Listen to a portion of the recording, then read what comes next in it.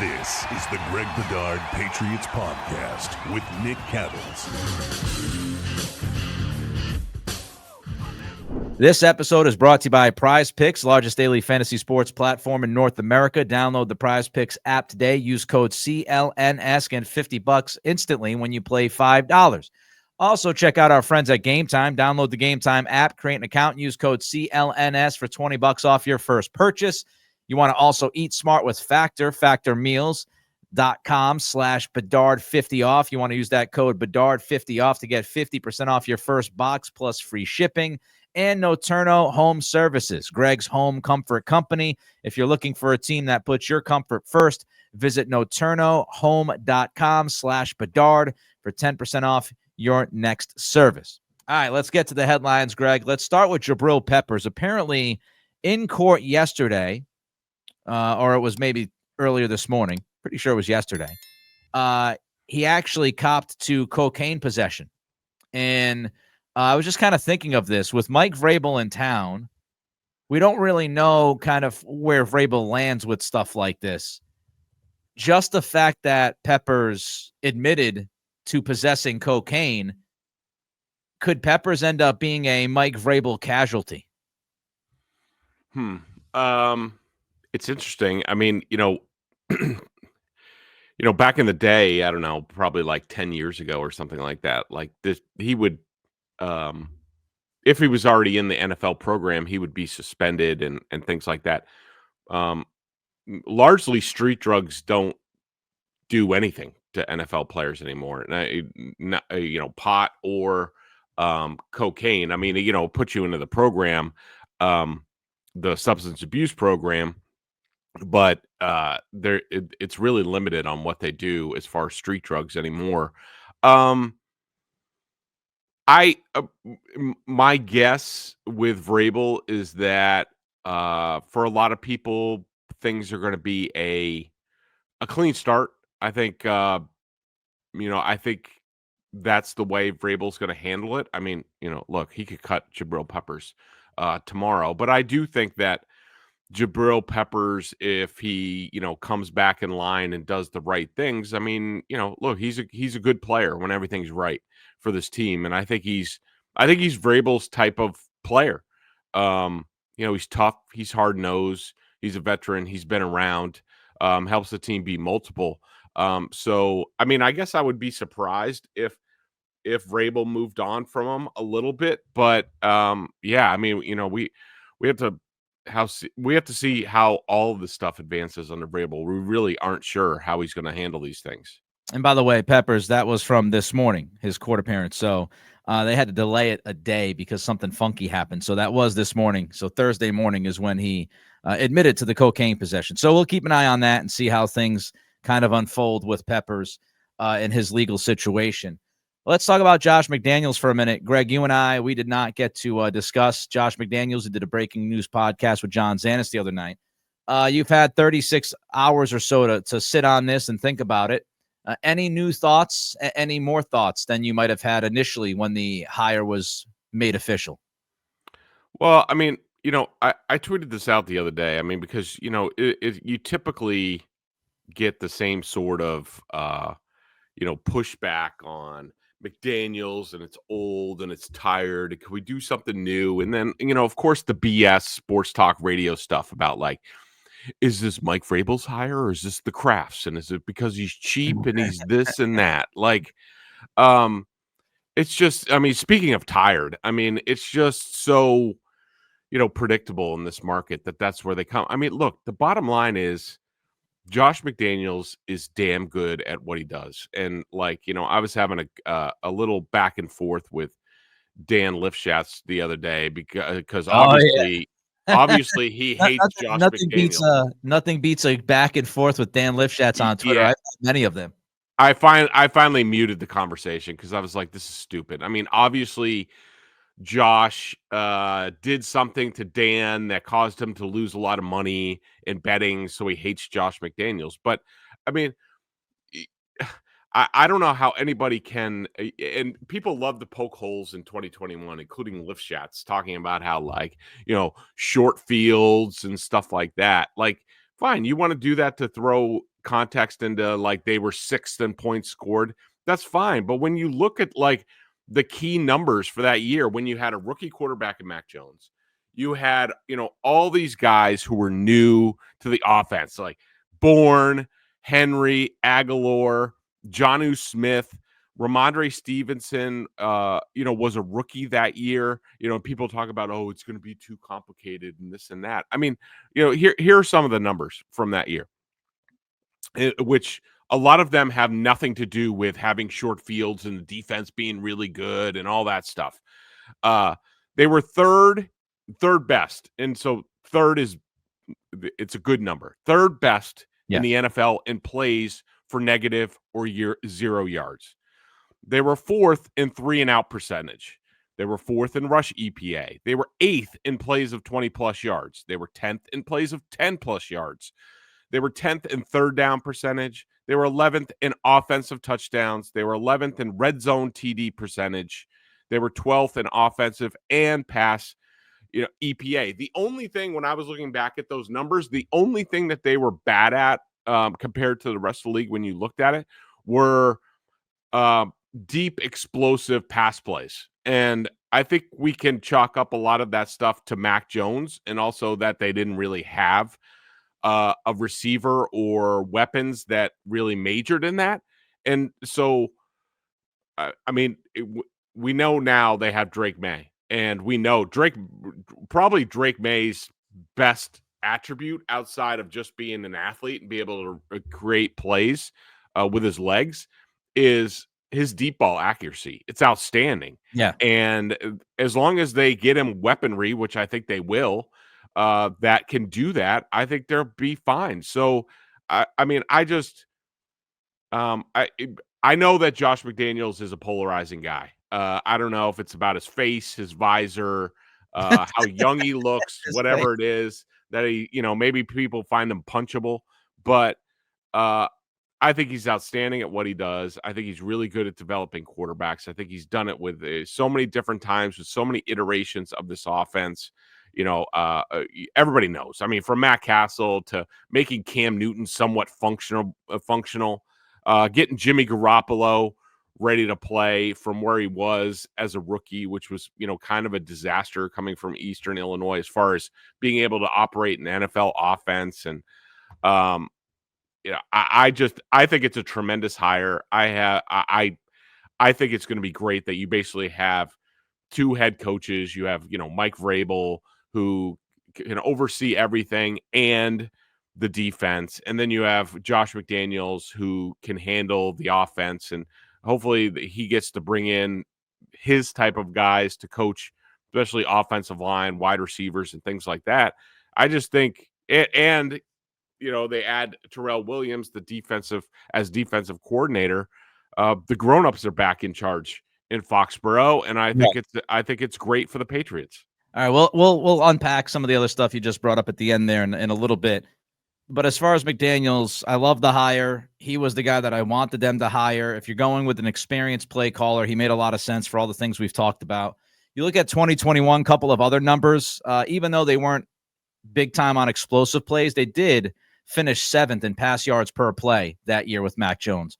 And as far as running the football, they were 3rd in the NFL in rushing success rate. So field position, no field position, whatever. If you just look at it from a play-to-play basis and you stack their numbers up with other teams, it was a successful offense. They were 10th in DVOA that year in 2021. They had the 10th best offense in football according to DVOA. So I think it's pretty safe to say it was a good season, and it was a very good season for McDaniels. The other idea about how Mac Jones just fell off a cliff at the end of the year, breaking news, that's not true. I know people like to kind of reshape things over time. So let me kind of fill in the blanks here. At the end of the season, if you look at Mac Jones's stats overall, yes, they were much worse the final month of the season than they were his first 13 games. His completion percentage went from 70% down to just under 60%. He had 16 touchdowns the first 13 games. He had 6 in his last month. He had 8 interceptions his first 13 games. He had 5 in his last month. His passer rating from the first 13 games went from a 97 to 79.7. Okay, let me try to add the context. There was one god-awful game that Mac Jones played in that final month against Buffalo that was just egregiously bad.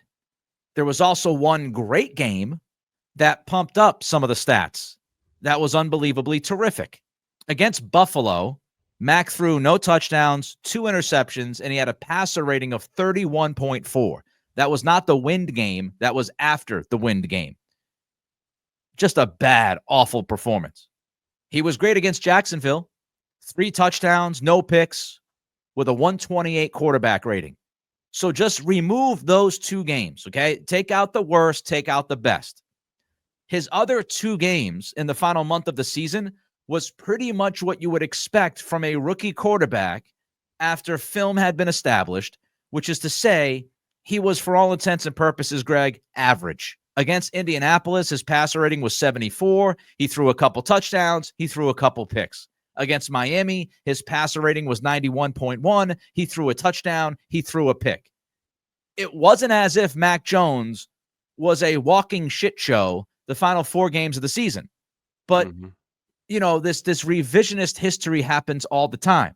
One other thing I would say, 2011, for example, with McDaniels in LA with the Rams or St. Louis. Let me tell you what Josh McDaniels had as far as ingredients, okay? Sam Bradford, believe that was his 2nd year in the league. He played 10 games, got injured, done. The other 6 games that season, the quarterback was A.J. Feely and Kellen Clemens. His best receiver on that team for the Rams was Brandon Lloyd. You can literally look this up. There was almost nobody else. Danny Amendola played, I think, 1 game that year. Brandon Lloyd was his best receiver on that team. Brandon Lloyd, guess what, played 10 games. He missed 6 games that year. His running back was Steven Jackson, who was 28 years old. Steven Jackson actually ran for more than 1,100 yards that season with McDaniels as the OC. Wow. Jackson would move on at 29 and run for 1,000 yards, just over 1,000 yards the next season. And then guess what? He was dead to the world. And on top of that, you can Google this. Google it, folks. Google it. The Rams offensive line in 2011, Pro Football Focus ranked them 28th in the league. They had a bottom 5 offensive line. They had Sam Bradford, who never worked out in the NFL as a starting quarterback. And then they had A.J. Feely and Kellen Clemens. They had a 28-year-old running back who was about 18 months away from completely falling off the cliff. And they had one wide receiver who was worth a damn that actually stayed somewhat healthy, but still finished only 10 games. So you tell me, for a coach who ended up being fired in Steve Spagnuolo, you tell me what you expect. I mean, and I'm not saying that excuses everything, but Greg, am I wrong? When you look at OCs, man, the ingredients matter. And I think McDaniels is a guy that can get more from average players to above average players. But if you give him a crap sandwich, it's going to be a minor miracle if he can turn that into something that's edible. And with the Rams in 2011, he was given a big old fat ass crap sandwich. Yeah, and plus, that year, I mean, Spags was sort of like a dead man walking at that point. I think everybody knew, the writing was on the wall, and Bradford got hurt. I mean, to me, I'm just excited that I think that Vrabel and McDaniels see things the same way in terms of, don't tell me what I don't have.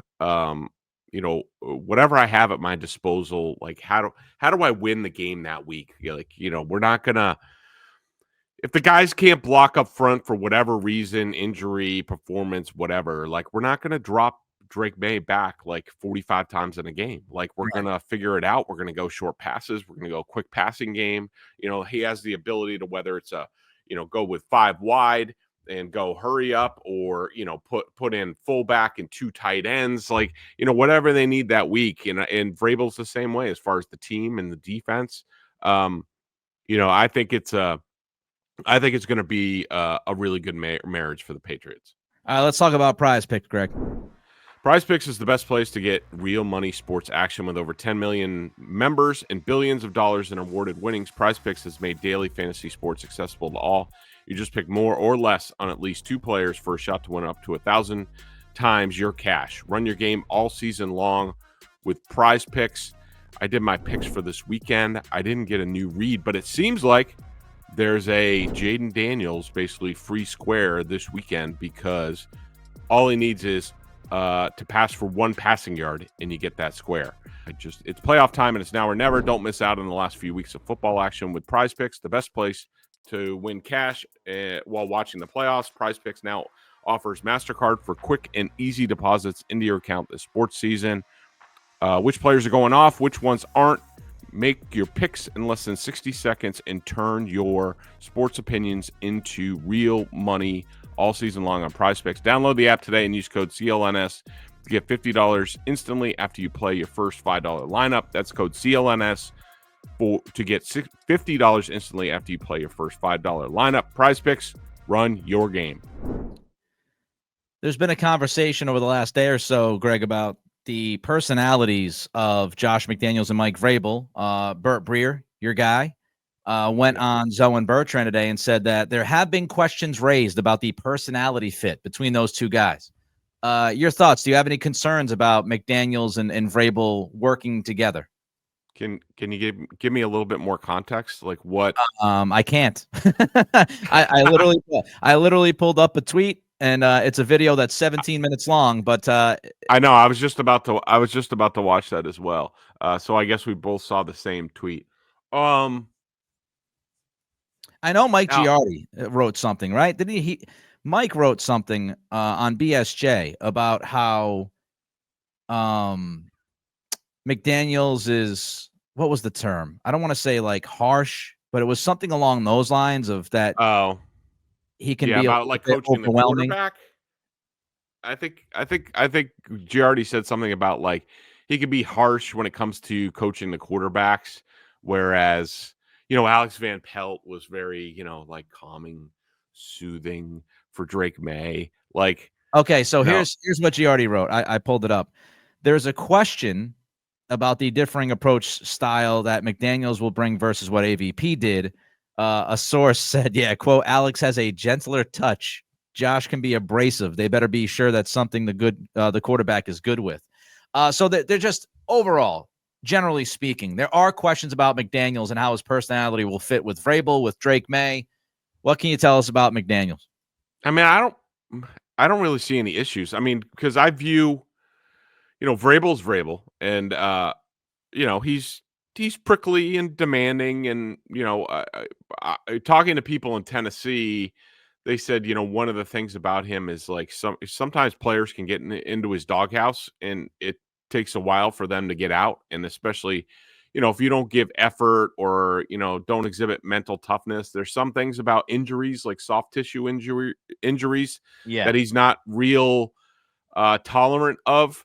But you also have to remember that Mike Vrabel coached under Bill O'Brien and rose to be Bill O'Brien's defensive coordinator. And Bill O'Brien's a great guy, but he's also known as Teapot. And he'll get after people. I mean, I see Josh and Billy sort of the same, similar. I think Josh puts a little bit more of a better packaging on it, but no, I don't really get those concerns at all. I mean, they're both competitive. They're both demanding, and I don't think there's anything wrong with that. I think the Patriots have a bunch of hardos on the staff now. And, some people think hardo can be a bad term. I know Wolf and Mayo said we want to be, less hard ass. That obviously didn't work out. I think there's a balance. I think Vrabel strikes that balance with empathy and sympathizes with players at times and creates a good connection with them. But I think when you look at, Terrell Williams, who we'll talk about in a minute, you look at McDaniels, you look at Vrabel, they do kind of have this hardo, we want to be physical, we want to be violent. We're more than willing to get into the fight with you if we got to get into the fight with you. And honestly, those are my kind of people, Greg. So I'm okay with it. I'm okay with it if they want to have that kind of vibe, as long as they can balance it out a little bit. Let me ask you this. The one thing I am concerned about over the last 24 hours, you mentioned this a little bit a couple minutes ago. So Tony Dews, who was the Jets running backs coach, he was with Vrabel for a while down in Tennessee. He's being brought onto the offensive staff. Now, it has not, at least I haven't seen, maybe you've heard word from sources. I don't know what title he's going to have. I know people made the leap that he's been a running backs coach, so he's going to be the running backs coach. He's also been a tight ends coach, and he played tight end in college. So I don't know what title he has, but my concern is Mike Vrabel pulling a Bill Belichick here and, saying, okay, we got Josh, but I'm going to bring my guys in, and this is going to be like my offensive staff that Josh gets to run with. I hope that Josh has a significant say with these hires to the offensive staff, and I would hope that he will get at least a couple, if not a few, of his guys here in New England with him. Yeah, I think that's a big thing. Tony Dews is a guy that a lot of people in Tennessee credited him with they were really good with, like, whether it was Derrick Henry or Dion Lewis, when he left the Patriots and were there, and there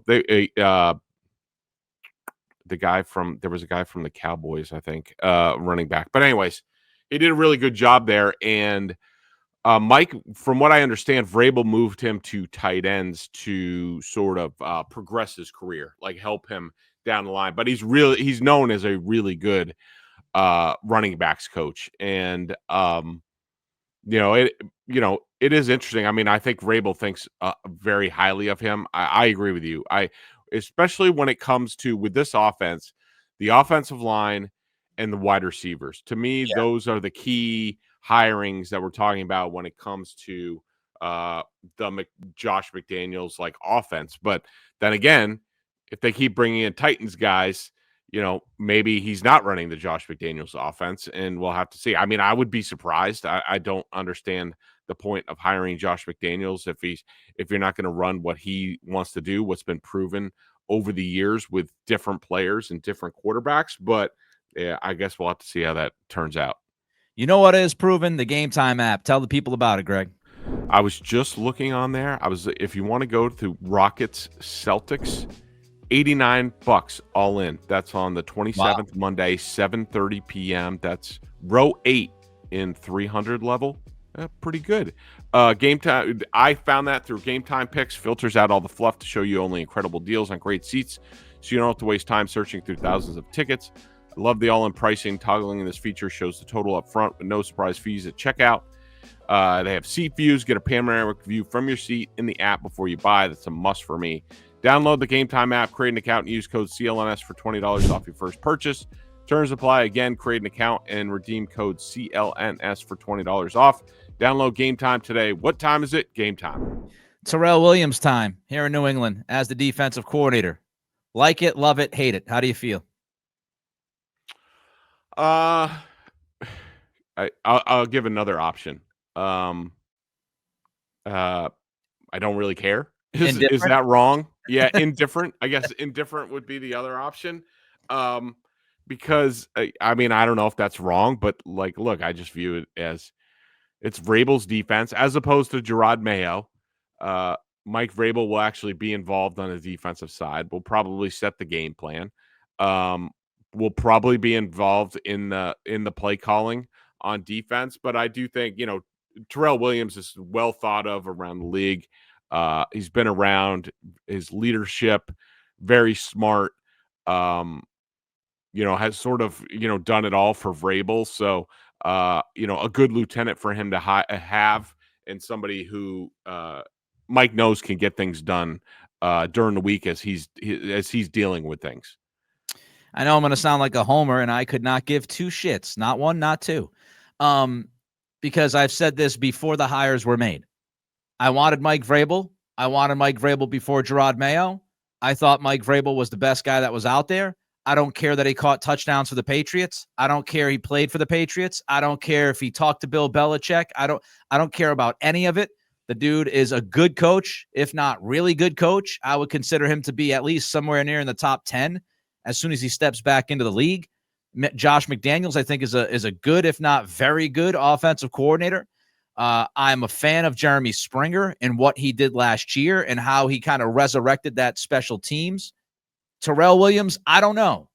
I don't know if he can do the job. But like Greg said, I'm very confident that Vrabel will make sure that things are settled on that side of the football. I would say if you're a Patriots fan, you should be very, very happy with this coaching staff so far. And I think if you're angry about this staff or you're disappointed in this staff, you fell in love with the unknown, which I get. You fell in love with the idea of, oh, Ben Johnson's going to come in here and, he's going to throw things around like Greg just threw his mic around. He's going to get people all excited about it, right? I understand. I understand you not being as excited for the Mike Vrabel hire because offense is fun and Ben Johnson is fun and trick plays are fun. I think this staff so far is just damn good. And I don't know, Greg, how you feel about it, but the coordinators so far, I think Mike Vrabel's doing a damn good job.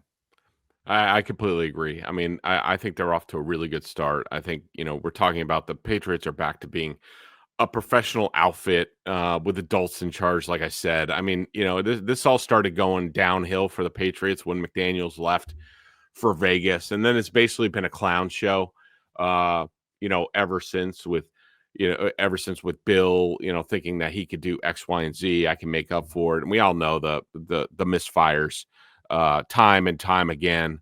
And, as long as they continue, especially on the offensive side of the ball, to, align with what McDaniels needs, I think the Patriots are in a much better position going into next year. I think if you put this coaching staff in charge of the team last year, I think we're talking about a team that probably wins 6-7 games in terms of, how they approach things. And I think, I would also make the argument that if McDaniels was in charge last year of the offense, I think Drake May would have started week 1. And I think he would have been, well ahead of things and knowing how to deal with things on the offensive side of the ball that they couldn't under Alex Van Pelt, couldn't really change things. I'm excited to see Drake May with the ability to change protections and change routes, once we get there.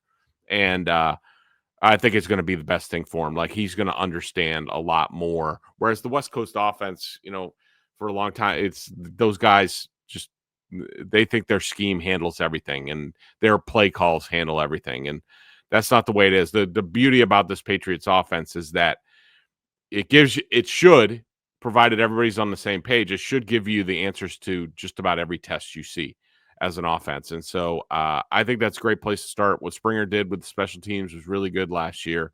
And we all know Vrabel knows how to play defense. So great start for the Patriots.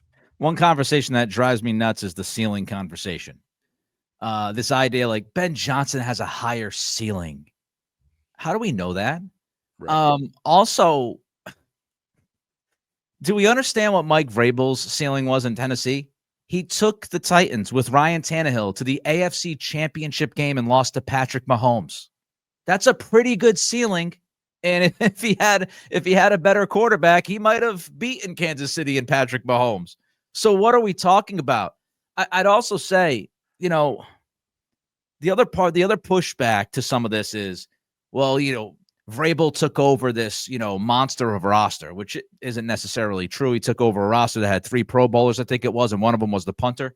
But here's what I would say. And you and I have talked about this before, Greg, on this podcast. And I keep saying this, and it keeps ringing true. When I worked in Virginia Beach, when I worked for ESPN Radio, when I worked in Sacramento, and I did more kind of national NFL stuff, I would always say, and I've said it on this pod, there's always 4 or 5 top teams, cream of the crop, every year. And there's always 4 or 5 bottom of the barrel teams. And then there's a bunch stuck in the middle, the meat of the sandwich. So there's about 20, 22 teams in the middle, okay? Those teams are going to range from 5, 6 wins to 9 wins, all of them. There's a huge difference, and I need to emphasize this. There's a huge difference between a head coach that can take a football team to a 9-win season and backdoor themselves into the playoffs and maybe win a playoff game versus a head coach that can get that same team to the AFC Championship game or win 12 games. The difference between a coach that can get you to 9 wins and 12 wins is massive, folks. Massive. And that's, people lose that idea. People think, oh, he just took a 9-win team and they just made he ended up winning 12 games with that. NFL teams, to go from that middle pack to a top 4 or 5 contender, which is what Vrabel made that team, that's the biggest leap. The biggest leap isn't going from the bottom of the barrel like the Patriots right now to a 6 or 7 win team. The biggest leap is taking a team that competes and making them a contender. And Vrabel took a team that can compete and made them a legitimate contender. That's as high of a ceiling as you can get in the NFL. So can we stop with the ceiling talk? It makes no sense. It's silly. We dismiss it. I'm talking for Greg. As a podcast, we dismiss ceiling talk. It's gone in the garbage. Speaking of that, Commanders in the NFC Championship, Greg, they are one of those teams, certainly a contender now. Can the Patriots make that kind of a leap? Let me answer that as soon as I tell you about Factor meals. Ready to optimize your nutrition this year? Factor has chef-made gourmet meals that make eating well and easy. They're dietitian approved. They're ready to heat and eat in 2 minutes so you can fuel right and feel great no matter what life throws at you. Factor arrives fresh and fully prepared, perfect for any active, busy lifestyle with 40 options across 8 dietary preferences on the menu each week. It's easy to pick meals tailored to your goals. Choose from the preferences like Calorie Smart, Protein Plus, or Keto. Keto are the ones that I go to. They're ridiculously delicious. I had a creamy pesto pork chop with spinach, cauliflower rice, and roasted green beans. It was delicious. The sauce is always on point. It blows me away how they do it. It's never over-seasoned or under-seasoned. It's always great. The taste is awesome. Factor can help you feel your best all day long with wholesome smoothies, breakfast, grab-and-go snacks, and more add-ons. Reach your goals this year with ingredients you can trust and convenience that can't be beat. Eat smart with Factor. Get started at factormeals.com/Bedard50 off and use code Bedard50 off to get $50% off your first box plus free shipping. That's code Bedard50 off at factormeals.com/Bedard50 off. You get $50 off, 50% off. God bless it. Off plus free shipping on your first box. So that's 50% off, not $50, 50%. It's probably a better deal. So, anyways, the Commanders, and I've sort of talked about this on Felger and Maz a little bit with Zanis, but the thing that I want people to understand about the Commanders and what they've done this year is they basically hit the lottery ticket. It's not just Jayden Daniels. I mean, everything worked for them. They tried to middle it. Okay. They tried to go, they definitely drafted well. They went with a lot of aging veterans who they're experienced, unlike the Patriots coaches, their experienced coaches had been with. They knew that they would come in and do things. You had Cliff Kingsbury, who was able to scheme around an offensive line that was pretty shaky. It's not that good. It's not that talented, but a capable offensive coordinator can, like a Cliff Kingsbury, like a Josh McDaniels, can scheme around that and make a bad line look better than it is. And I think that's what they did. Of course, Jayden Daniels has been, outstanding, but they also, they got lucky with, they brought in guys like, Wiley, Eckler, Ertz, Allegretti, Wagner, Luvu, Chin, Fowler, all these guys, they're aging veterans.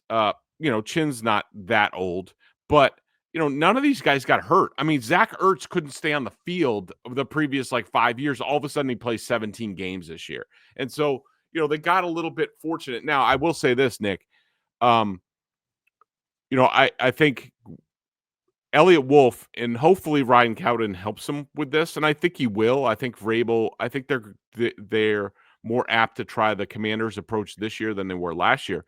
But Elliott Wolf has a blind spot to, the bringing in some veterans along with building through the draft, because in where he's been when he was with the Packers, when he was with the Browns, with John Dorsey, all they tried to do was stockpile picks, draft picks, and, just put those guys in, play them, get better that way. They ignored spending money or, any sort of substantial money on veterans. And I think that's why the Commanders had a bigger leap. Good for them. It could have went the other way. The Titans did the exact same thing, and they ended up in the same place as the Patriots.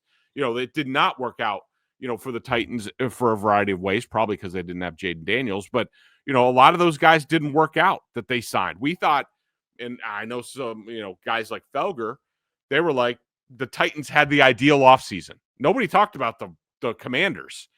They looked at the Titan, look at the money they're spending. They, all these guys that they signed, whether it was that running back, offensive line, Calvin Ridley, all this stuff. You looked at it and you're like, okay, they're going after it. And they ended up like 4-13 like the Patriots. So what the Commanders did was extremely rare. I do think the Patriots will try to do that. I do think now having people, whether it's McDaniels with the people that he brought in Las Vegas, you have Ryden Cowden knowing the Giants and the Titans. You have Vrabel obviously knowing the Titans and the Browns.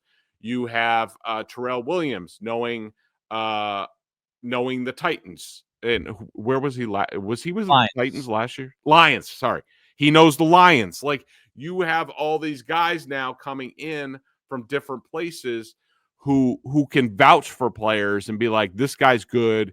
He's our kind of guy. That's where I think the Patriots are going to make their biggest impact, sort of bringing in those like mid-level veteran free agents, like the Ertzes, like the Ecklers, that can sort of raise the floor. So that's what I'm looking for out of the Patriots. I liked Vrabel's answer to the Greg Hill show when he was asked about free agency, and what he said is pretty much what you're saying. Everybody kind of pays attention to the tippity top of the free agent signings, but there's a lot of other guys that sign contracts, and so. Yeah, I think he might have also said this in the introductory press conference, but the idea of, hey, I was one of those guys, Vrabel has said, right? I was one of those guys that I teams weren't calling me. They weren't in love with the idea of bringing me in, but there was opportunity. So there's a couple ways that you can skin the free agency cat. You can certainly go out there and spend top of the market money and bring in talent like a Ronnie Stanley or an Alaric Jackson or a T. Higgins.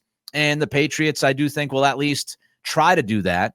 But we also have to remember, as Greg is mentioning, there are other free agents that can be quality signings that can build the depth of a football team and just make you better. And that's what ended up happening with Washington. And I think Vrabel is focused on doing both, pitching those big names, but also not neglecting, not ignoring the idea of there are other guys who might not be super hot on the market, but guess what? They'll help us be a better football team. All right, let's run through some NFL news here quickly. Little lightning round for you before we get to our picks. Shad Khan, baby, in Jacksonville, decides to fire Trent Baalke, who he decided to keep at the end of the season. He now has fired his GM in the middle of a head coaching search after Liam Cohen decided to drop out of the race. I mean, I'm not going to say stunned, but holy crap, what a mess. Yeah, I mean, just an absolute disaster. And I like Shad. I think he's a good owner in that he stays out of things and he empowers his people and then gets out of the way. He's not one of these owners that's, even though you have to deal with his son, Tony Khan, who I also like, who's part of the quote unquote analytics of the Jaguars. But at least, Shad's not in there on Monday or after the game being like, why'd you do this? Why'd you do that? He empowers his people, but I don't know who's advising them on how they do these things. I mean, it's the same thing like when they kept Dave Caldwell for a while and kept, and kept bringing in head coaches and like, these arranged marriages, they never work. I mean, it was so predictable when they said, well, we're keeping Trent Baalke, that people weren't going to like that setup. Like, you want alignment, and keeping Baalke there took that off the board. Now it's different. I don't know what's going to happen. I don't know if people are going to come back to them and be like, okay, now I'm more open to it, but just a huge misstep. And these owners are idiots, even if they're very smart in business. Which brings me to Jerry Jones. So you got Mike McCarthy. You hold on to Mike McCarthy until the middle of January. You apparently did not even negotiate a contract with McCarthy as he just sat there on his contract. You didn't let him go to Chicago to interview, which makes you look petty and ridiculous when all is said and done. You then decide we're not going to keep Mike McCarthy. You throw out Deion Sanders' name to get a bunch of headlines because Jerry loves headlines. And now, Greg, we're hearing that they're close. They could be closing in on Brian Schottenheimer to be their next head coach. How you feeling about that? This is like Jason Garrett all over again. Schottenheimer is like the offensive Dave Campo. I mean, Jerry and his ego, they need somebody that they can push around. They just put somebody in there that'll listen to them and do what they want. And it's just like, why, considering especially 2 years ago, like, look, last year, especially defensively, Dan Quinn leaves, the talent went down on defense. Like, most of their issues were on defense. The offensive line was a problem. Like, most of their issues were in personnel. 2 years ago, Dak Prescott had the best season of his career under Mike McCarthy. And now, for what reason are you not going to re-sign Mike McCarthy? You really think that Brian Schottenheimer's an upgrade over Mike McCarthy? I mean, to me, when they moved on from McCarthy, I'm like, it's either going to be Kellen Moore or it's going to be somebody like Brian Schottenheimer. And here we are. My guess was Kellen Moore. Just think about it. The fact that Jerry kind of just waited with McCarthy, took him out of the conversations with other top guys like Vrabel, like, Aaron Glenn, who we'll talk about in a second, Ben Johnson. Sitting around doing nothing with Mike McCarthy, you just wasted time. You literally just wasted time. And if I was going to put my tinfoil hat on, I could say maybe Schottenheimer's an interim head coach for a year until Bill Belichick is able to get out of that UNC contract. That's something dicey, huh? That's something to chew on. Boston Sports Talk, let's go. I'm sure somebody will pick that up and run with it. But can you really see? I mean, like Greg just said, Jerry Jones' track record with coaches after Jimmy Johnson. Can you imagine Belichick's ego versus Jerry Jones's ego in that building? That building would explode within 2 weeks. It would literally just blow up. Aaron Glenn to the Jets. Do you like it? I'm not sure. I mean, the only thing I know about Aaron Glenn, and I do think he did a nice job with the Lions defense as the years went on. And they had a ton of injuries. They finally ran out of bodies, especially when Amik Robertson went out. In that game against the Commanders. So I know he's intense, and I know the compete level is going to be up. I remember the Hard Knocks with the Lions, and he's talking trash with all the offensive coaches and going up against them, and Deuce Staley and all that stuff. I mean, that's great. I have no idea what kind of head coach he's going to be. I mean, obviously as a defensive head coach, his hiring of the offensive coordinator is going to be the key thing, and how long he stays and all that. So, look, if I'm the Patriots and I look at the landscape in the AFC East, I feel pretty good about having Mike Vrabel at this point. I mean, I personally think that Vrabel's the best head coach in the division. Even ahead of Sean McDermott, who I think almost cost the Bills again in the game last weekend. We'll see how they do in Kansas City, but we'll see. To me, it's all about the offense, and they need a quarterback. So let's see what happens. Ben Johnson of Chicago, was that the right hire?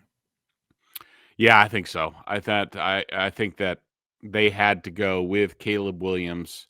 They had to go and get him an offensive system, an offensive guru, pair those guys together. The Patriots got to that point in a roundabout way with Josh McDaniels, who probably isn't going anywhere anytime soon.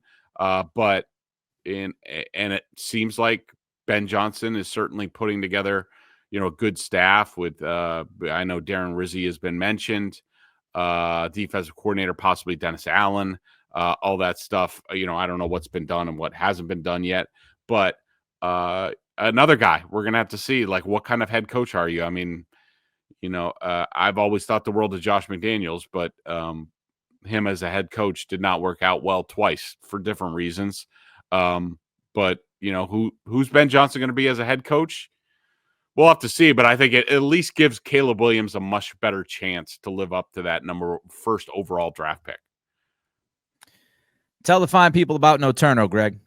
The Patriots got a new coach, and now it's your turn to get a new furnace. Who knew a new coach would help you score the best deal on a new heating system? My friends at Naterno Home Services are making it easy to upgrade your heating without breaking the bank. Get a brand new gas furnace for just $6,295. And here's the kicker. 0% financing for 18 months with zero down. That's as low as $12 a day to stay warm all winter long, and it is freaking freezing out right now. And it gets even better. A new furnace means you'll lower your energy bills by up to 15% and have cleaner and healthier air. And guess what? Interno is throwing in 1 year of free filters. That's 4 filters absolutely free to keep your system running smoothly all year long. I just got my heating system replaced by Naterno. It was awesome. They were timely. Somebody always picked up the phone. Scheduling was easy. Got it done in like a week. They went above and beyond the Call of Duty, getting me that new valve when my heating system was crapping out before the installation was put in. And their professionalism was outstanding. Absolutely top notch. But don't wait. This offer ends on February 1st. Visit NaturnoHome.com/new coach. That's NOTTURNO home.com/new coach for all the details, or call my friends at Naterno at 508-422-4296 to schedule your free estimate and lock in your best price of the season. Naterno Home Services, where comfort and savings come together. I trust Naterno, and so should you. Some other recommendations for you. Check out BSJ, $50 for the year. Bedard Giardi tag teaming this Patriots coverage. A lot of news coming out. A lot more news I'm sure will be coming out. We got the rest of the staff to fill out, and you've got free agency. You got the draft. Also download PrizePicks, that app today. Use code CLNS. Get $50 instantly when you play $5. Check out Game Time while you're on the phone. Download that app and see if you can buy some tickets using Game Time. Use code CLNS for $20 off your first purchase. And also eat smart with Factor. Factormeals.com/Bedard50 off. Use code Bedard50 off to get 50%, Greg, 50% off your first box plus free shipping. Commanders, Eagles giving 6. Who you got? I like the Eagles in their run game. If there's one weakness on the Commanders, it's their defense against the run. I just think the Eagles are just too good, too big up front. They've played each other twice. Eagles won the first one. The Commanders won the second one, but that's when Hurts got hurt. I don't even know if they played people. All I know is what's his name?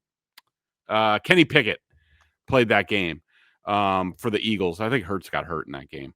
He did. He got concussed. He got concussed. I like the Eagles in this game. I don't think that they cover. I think it's going to be close. I think it's going to be back and forth. But I do think the Eagles, just at the end of the day, being at home, their big physical offensive line, Saquon Barkley, Jalen Hurts, we'll have to see how hurt he is in terms of can he run and be a factor like he was last weekend.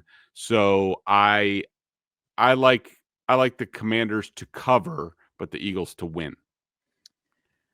I like the Eagles. I would pick the Eagles minus the 6 if I knew how healthy Jalen Hurts was. That's such a big question to me.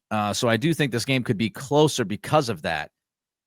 Saquon Barkley has played the Commanders twice this year. I think he has a combined almost 300 rushing yards. So the Commanders have not been able to stop Saquon Barkley. But again, if the quarterback is banged up, man, it's such a tough call. I guess I'll take the Commanders with the points. I wish I had more information on Hurts. All right, Bills at the Chiefs. Chiefs minus 1.5. I really want to pick the Bills. I think it's their time, but I don't know. I just can't. And it's because of Sean McDermott. I mean, I just don't. I just think he got lucky. He got uber conservative to open up the second half when they needed to put the pedal down. I think that Andy Reid and Spagnuolo have a big advantage over Joe Brady and Sean McDermott. I don't think the Bills will be afraid. I think that'll be a great game. But I see the Chiefs winning a game by 3 just because they know how to do it, and the Bills and Sean McDermott do not. Give me the Bills, baby. Come on. Whoa. Give me Buffalo. This is more of an emotional choice. I'm going with Buffalo. Come on. Somebody's going to knock off Mahomes and Andy Reid. Enough is enough. I've seen enough of them in the Super Bowl. I do not need to see the Chiefs again in the Super Bowl this year. Give me the Buffalo Bills. Again, more emotional. That's more with my heart than my head. He's Greg. I'm Nick. I got to go eat lunch. I don't know what he's doing, but enjoy your weekend. Everybody be awesome. Enjoy the football. Back early next week.